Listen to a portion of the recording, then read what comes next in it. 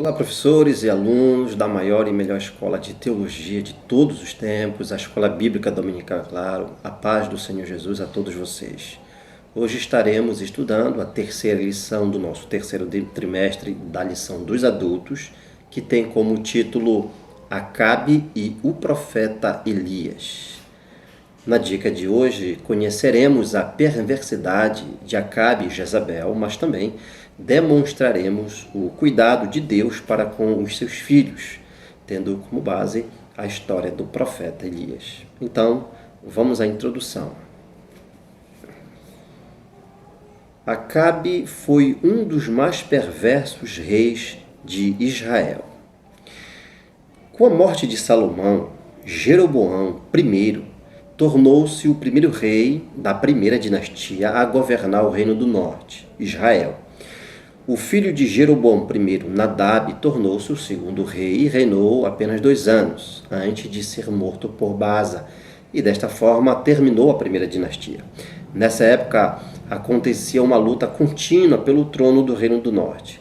Baasa, ao matar Nadab, filho de Jeroboão I, tornou-se o terceiro rei do reino do norte, e assim fundou a segunda dinastia em Israel, e também mudou a capital do reino do norte para Tirza. O seu filho Elá, o quarto rei do reino do norte, sofreu o mesmo destino que o seu pai havia dado a Nadab e, com a sua morte, teve fim a segunda dinastia.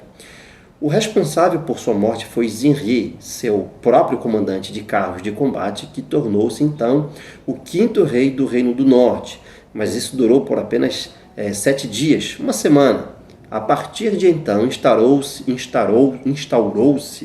uma guerra civil que havia de perdurar por 4 anos. Isso porque quando os soldados de Israel, no campo, ouviram falar da morte de Elá, eles imediatamente aclamaram Onri, o capitão do exército de Israel, como seu novo rei do reino de Israel, o reino do norte. Nesse caso, o quinto rei. Mas a bem da verdade é que o povo se dividiu, pois uma outra parte seguia Tibni como o verdadeiro quinto rei do norte. Nada mais é conhecido a respeito de Tibni, apenas que foi um forte rival de Onri por cerca de 4 anos. Com a morte de Zinri e Tibni, Onri passou a ser o 7º rei, por assim dizer, rei do reino do norte, dando início à terceira dinastia. Ele reinou por 12 anos. Onri era o pai de Acabe. Com a morte de Onri, em 874 a.C., Acabe, seu filho, assumiu o trono no reino do norte. Primeiro tópico: o casamento de Acabe com Jezabel. E aí, o primeiro subtópico, temos consequências de escolhas erradas. Acabe induziu o povo a se aprofundar no pecado da idolatria de maneira bem mais intensa que os reis que o antecederam. Acabe foi o 8º rei de Israel e reinou por 21 anos. Onri, seu pai, tinha feito Samaria capital de Israel, e Acabe preservou o lugar como capital do reino do norte. De fato, Samaria continuou sendo a principal cidade da nação do norte até o cativeiro assírio em 722 a.C. Acabe foi um dos reis mais fracos e corruptos de Israel. Sua história aparece principalmente em 1 Reis, capítulo 16 ao capítulo 22. Com Acabe, a decadência espiritual de Israel alcançou o seu ponto mais torpe. Ele era ainda pior que o seu pai Onri, que havia sido pior do que todos os 6 reis antes dele. Ele continuou a promover a apostasia, incluindo a adoração aos bezerros promovidos por Jeroboão I. Mas essa idolatria era pouca para Acabe, pelo que iniciou práticas idólatras ainda mais pesadas. Além disso, cometeu o erro fatal de se casar com uma princesa do reino de Sidom chamada Jezabel. Havia laços comerciais entre a Fenícia e Israel, provenientes inclusive do tempo de Davi e Salomão. Irão I, por exemplo, que governou Tiro entre os anos 978 e 944 a.C., no passado, havia fornecido materiais de construção e operários para Davi construir o seu palácio. Salomão manteve a relação de amizade com Irão estabelecida por Davi. Essas associações, após a divisão de Israel em 2 reinos, tiveram fim no reino do sul, o reino de Judá, mas permaneceram fortes no reino do norte. Acabe foi influenciado por sua associação com os fenícios e vários erros por ele cometidos podem ser atribuídos a esse fato. A Bíblia diz que Acabe tomou por mulher a Jezabel, filha de Etibaal. Esse casamento com a filha de Etibaal pode ter sido arranjado por um rei devido a razões políticas. Etibaal, o pai de Jezabel, era o rei sacerdote da Fenícia, que incluía as cidades de Tiro e Sidom. De acordo com Flávio Josefo, historiador do primeiro século, Etibaal era sacerdote dos deuses Baal, Melcarte e Astarote, ou Astarte. Assim, a gente percebe que a escolha de Acabe em querer se casar com Jezabel é uma escolha completamente equivocada e sem a aprovação do Senhor. Segundo subtópico, a rainha perversa. Esse casamento foi uma violação clara de uma proibição da lei de Moisés com relação ao casamento com pagãos. Além disso, no caso do casamento com Jezabel, as razões divinas para tal proibição foram abundantemente vindicadas em sua palavra. Jezabel era uma mulher enérgica, mais ímpia e pagã, e conseguiu dominar completamente o rei Acabe. Nela, os hábitos imorais e a crueldade dos piores representantes da realeza oriental se uniam à força agressiva dos fenícios e ao fanatismo religioso selvagem do seu pai Etibaal. Sem dúvida, foi Jezabel quem encorajou Acabe a erigir um altar para Baal ali mesmo, em Samaria, a capital do Reino do Norte. Ela transformou seu marido num fantoche. Além disso, ainda que houvesse incidência de idolatria em Israel em tempos passados, agora caíram por terra todas as restrições. Muitos sacerdotes de Baal eram mantidos pela casa real, ao ponto da idolatria tornar-se a religião predominante em Israel. A influência malévola de Jezabel, por intermédio dos casamentos de seus descendentes com membros da casa de Davi, estendeu-se ao reino de Judá também. Mas o trágico fim de Jezabel foi profetizada por Elias.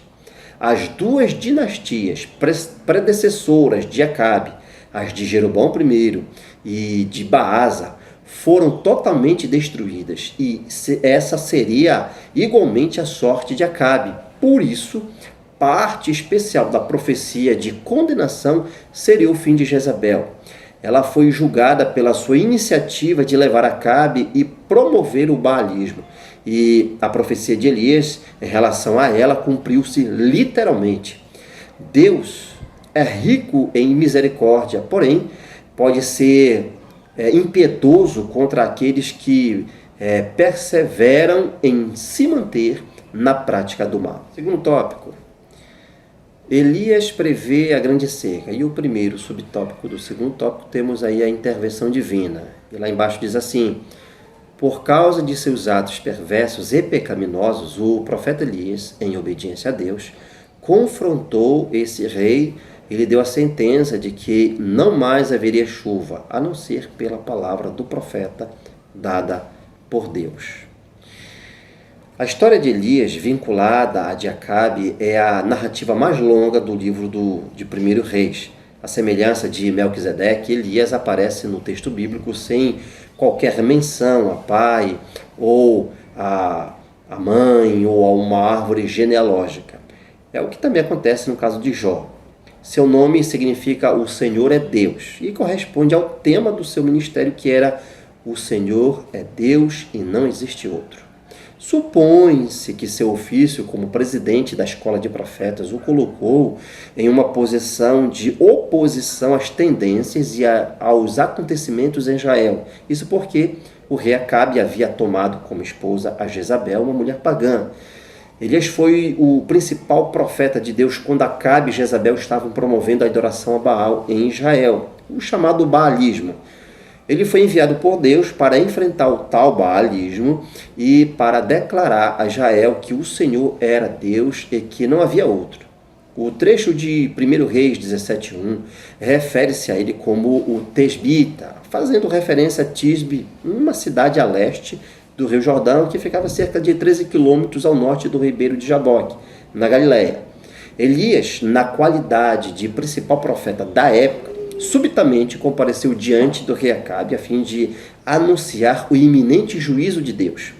Antes de tudo, Elias anunciou uma grande e iminente seca que haveria de paralisar o país inteiro.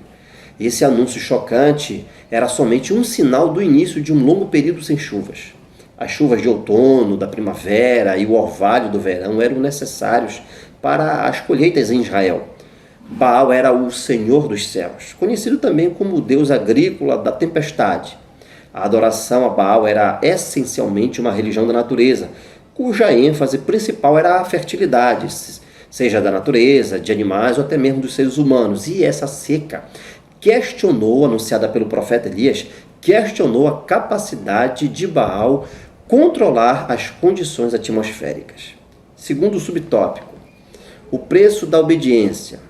O episódio da seca em Israel demonstra que todo homem e mulher de Deus precisam ter fé e coragem para enfrentar os resultados de sua obediência ao Senhor. A Bíblia diz que Elias havia orado pela seca e Deus respondeu. Ela durou 3 anos e meio, de acordo com o Senhor Jesus e seu meio-irmão Tiago, e assim provou que Baal, o Deus das chuvas e da fertilidade, era impotente diante do Senhor Deus. Sem dúvida alguma, isso provocou uma tremenda agitação e a vida de Elias começou a correr perigo.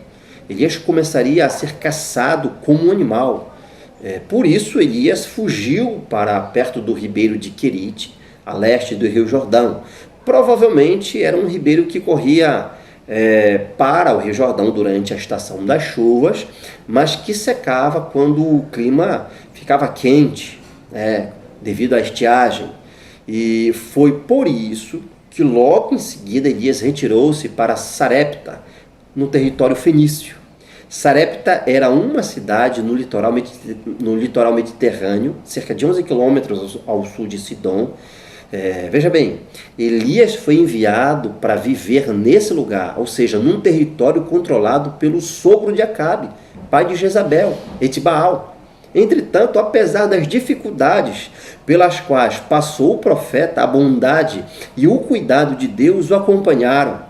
A torrente de Querite fornecia água para Elias e os corvos trariam todos os dias o seu suprimento, o seu alimento. A torrente de água era natural, mas notoriamente corvos vorazes não haveriam de querer compartilhar alimento com o profeta, a menos que fosse especificamente orientado por Deus.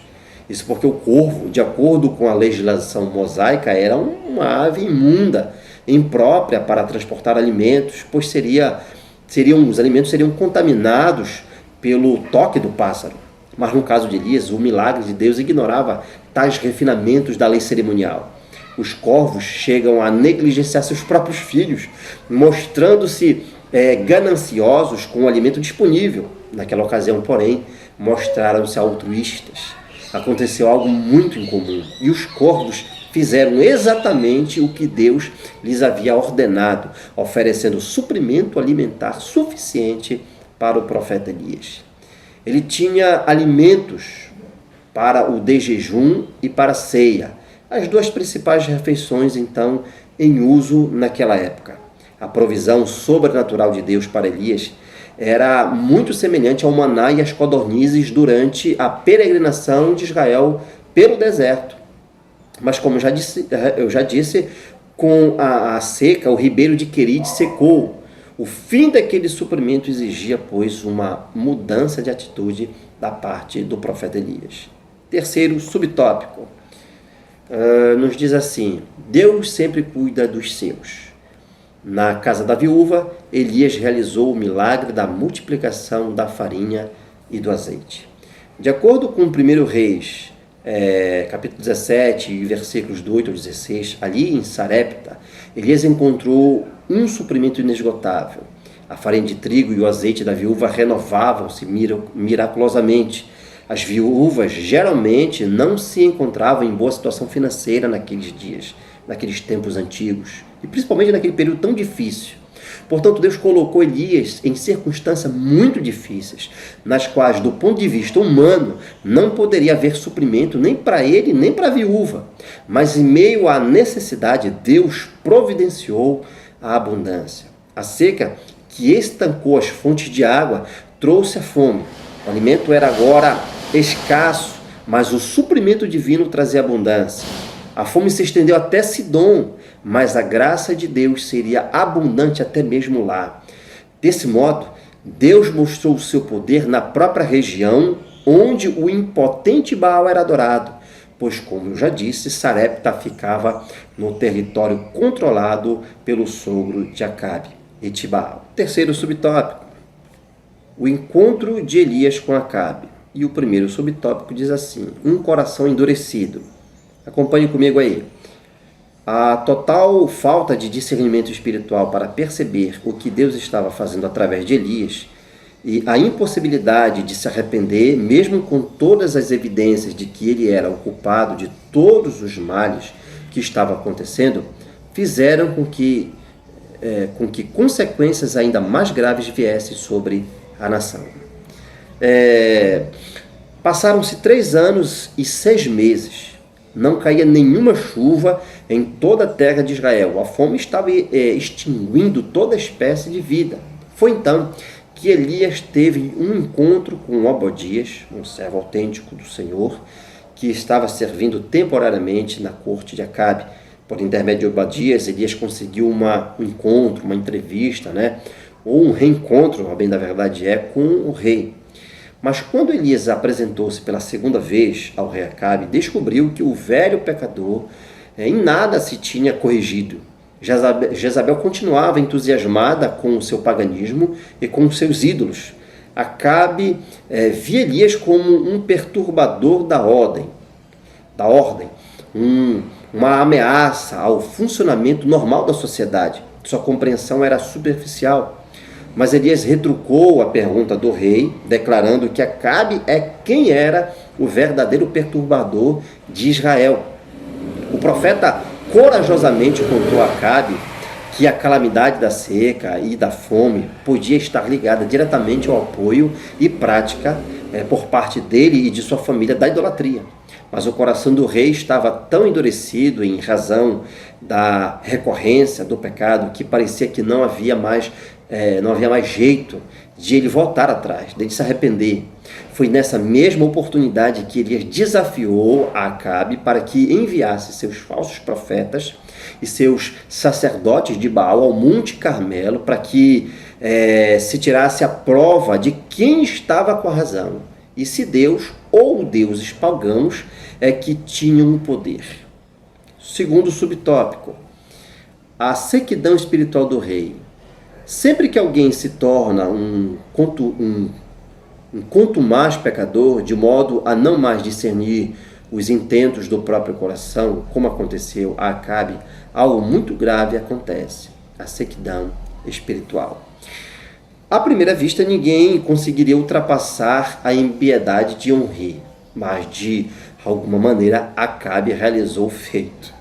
Ele trouxe um dilúvio de pecados e seus maus feitos foram complicados e destacados pelo fato de que Elias, o profeta, homem de Deus, foi levantado para opor-se a ele. Contudo, ao invés de fazer o que Elias dizia, Acabe perseguiu esse homem e, não fosse a misericórdia de Deus, tê-lo-ia executado. Acabe também levou Israel a mergulhar em uma idolatria cada vez mais profunda, como tinha feito seu pai. De fato, sob a liderança de Acabe, Israel tornou-se apenas mais uma nação pagã e idólatra. Assim, na dica de hoje, aprendemos que mesmo que a gente comece errado, cometendo equívocos ou tomando atitudes erradas, como aconteceu com Acabe, Deus sempre vai nos dar a oportunidade de nos arrependermos e mudarmos. O importante é não perdermos a oportunidade que o Senhor nos dá, porque senão pagaremos um preço muito alto. Aprendemos também que mesmo nos momentos mais difíceis da nossa vida, principalmente quando vemos que estamos fazendo exatamente a vontade de Deus, como o profeta Elias, e mesmo assim enfrentamos privações, Deus cuida de nós, Deus cuida do fiel, Deus não se esquece de você. A Bíblia diz assim: pode uma mulher esquecer-se de seu filho de peito, de maneira que não se compadeça do filho do seu ventre? Mas ainda que esta se esquecesse, eu todavia não me esquecerei de ti. Amém? Se por um acaso essas dicas têm te ajudado, então compartilhe esses subsídios aos demais professores e alunos da nossa amada EBD. Um grande abraço e até a nossa próxima dica.